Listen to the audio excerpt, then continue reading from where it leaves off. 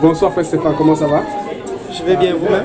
Ouais, toutes mes sincères félicitations. Nous avons tous aimé le mariage traditionnel que nous avons vu depuis le Congo. Nous avons eu beaucoup d'abonnés pendant cette période. Nous avons eu beaucoup de gens qui ont apprécié, des gens qui ont tagué, des gens qui ont regardé en direct, des gens qui ont regardé même les tubes pasteur aussi le lundi. Alors, on a vu que vous étiez aussi très stressé, surtout le premier jour. Est-ce que vous pouvez parler un peu de ça? Qu'est-ce qui C'est normal. Tu ne sais pas trop à quoi t'attendre. Et puis quand tu arrives, toute la surprise et tout. Excusez-moi, pardon. Oui, il a entendu. Oui, Pour quelque chose. oui. Parce qu'il parle pas de excellent. Je te laisse, il y a beaucoup de monde. Oui. Vas-y, mon frère, bien s'il te plaît. On n'a pas beaucoup de temps. Oui, il y avait le stress et tout, donc fait que c'est un peu normal, tu ne sais pas trop à quoi t'attendre. Et tu vas quand même dans la famille de ta femme. Amen. Fait que ce n'est pas... C'est stressant. Ok. Ben, comment vous avez géré? Vous priez en langue tout le temps ou vous parlez à la langue? Beaucoup de prières aussi, puis l'assurance aussi que bon, Dieu a déjà fait. Ok. Tu vois, je te dis, bon, le Seigneur est au contrôle de tout. Il savait qu'on allait être là-bas, il savait tout ce qui allait prendre place, donc on s'est confié en Dieu.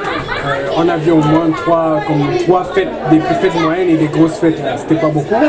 Comment vous avez géré ça? Vous vous attendiez à ça? Non, je m'attendais à deux, je ne dirais pas vraiment deux fêtes, mais une fête, une grosse fête, et puis l'autre, bon, une mini-fête. Mais là, c'était deux grosses fêtes. Ok.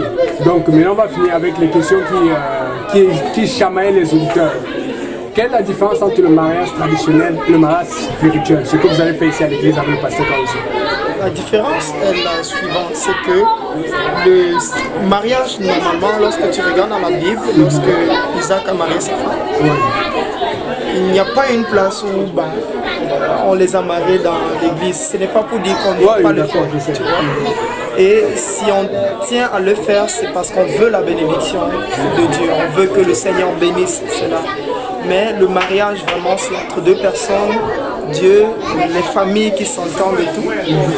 Et bref, c'est un peu ça, avec la petite compréhension que Dieu me permet d'avoir. Fait que c'est ça. Je ne sais pas si... En fait que vous êtes mariés? Normalement, oui, mais on a besoin de la bénédiction de Dieu. Ok, donc dans l'assemblée... théoriquement vous mariez, mais pratiquement, c'est-à-dire que vous n'habitez pas ensemble, c'est ça? Exactement. C'est ça, c'est cette clarification qu'on avait besoin parce que les gens en ligne pensaient que vous étiez mariés. Oui, puis non. Oui, techniquement, on aurait pu. Si c'est que on se disait, bon, Dieu, mais par respect pour le Seigneur, l'Église, le mouvement apostolique, et ceux qui vous regardent, apostolique et pour les principes aussi. Amen. Oui, donc on préfère bien faire les choses. C'était très important pour nous parce qu'il y a eu beaucoup de débats, beaucoup de pensées, tout ça là. Ce qui veut dire que c'est quand la date du mariage? C'est en août. Bon, principalement à mi-août. Mi-août, ouais, c'est ça. Donc on peut dire que le vrai mariage, c'est-à-dire que le mariage, c'est-à-dire que là vous allez habiter ensemble et puis là où il y aura consommation du mariage. Exactement. Sera après, à mi-août, le soir. Exactement, parce qu'on ne veut pas le consommer avant d'avoir eu la bénédiction de Dieu.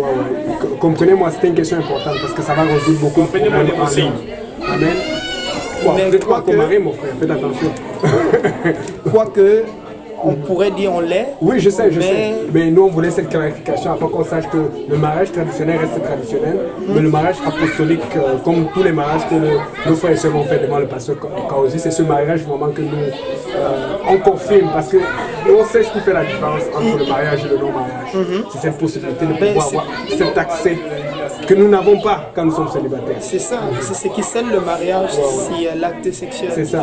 Maintenant, le truc c'est ceci, parce qu'on veut apporter ça pour les jeunes qui regardent, c'est-à-dire, parce que normalement, si quelqu'un est marié, il va vouloir comme passer du temps avec sa femme.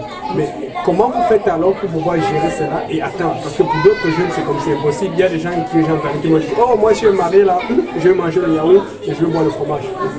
C'est sûr, ce n'est pas facile du tout. Et en tout cas, c'est en étant dans le processus que je comprends pourquoi le pasteur dit souvent 6 mois pas plus. Et c'est très important.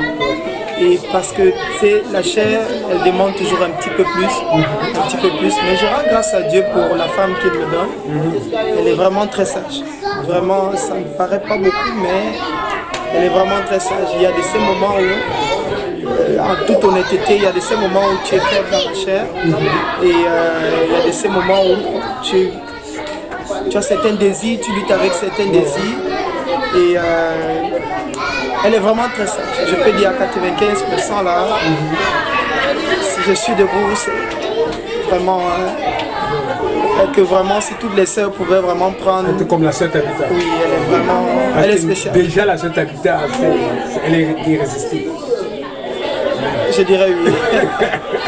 Mais elle est vraiment... Ouais, donc ça va être un exemple pour les sœurs. Parce oui, qu'on oui, on en a beaucoup qui par ont rapport à commencé ça, pendant le truc. si vraiment les sœurs peuvent, elle est vraiment... Il faut plus de Il y a sœurs, beaucoup de plus principes protéger là les frères. que parfois quand elle me dit, je regarde, je dis waouh, Seigneur, merci beaucoup parce que si c'était quelqu'un d'autre, je ne sais pas comment j'aurais fait. Ouais, donc vraiment que Dieu la bénisse pour ça. Donc on peut, pour finir, on peut être garanti que vous n'avez pas mangé d'écorce là-bas. Non, c'était, vous avez vu, tout était en ligne. Amen. Parce qu'on n'a pas voulu faire des choses dans les cachettes pour que les choses, tout était en ligne. Et c'était fait selon la parole de Dieu. Il y a eu des prières, il y a eu ceci, cela. Il n'y a pas eu d'écorce, c'est des jus qu'on nous a donné à boire, des affaires comme ça. Merci. On avait vraiment besoin de cette clarification parce que beaucoup de gens ne comprenaient pas. Et d'abord, c'était surtout pour aller renouveler les familles. Commencer par beaucoup des familles se sont sacrifiées. Ils se sont sacrifiés pour les enfants et tout cela. Mais le sacrifice qui prévaut, c'est le sacrifice de Jésus-Christ. Et donc, comme on veut garder le Seigneur élevé, le Seigneur honoré partout, il y a certaines limitations que vous avez gardées parce que... Amen. C'est sûr. Merci beaucoup, mon frère. Que Dieu vous bénisse. Merci, au revoir. C'était clair.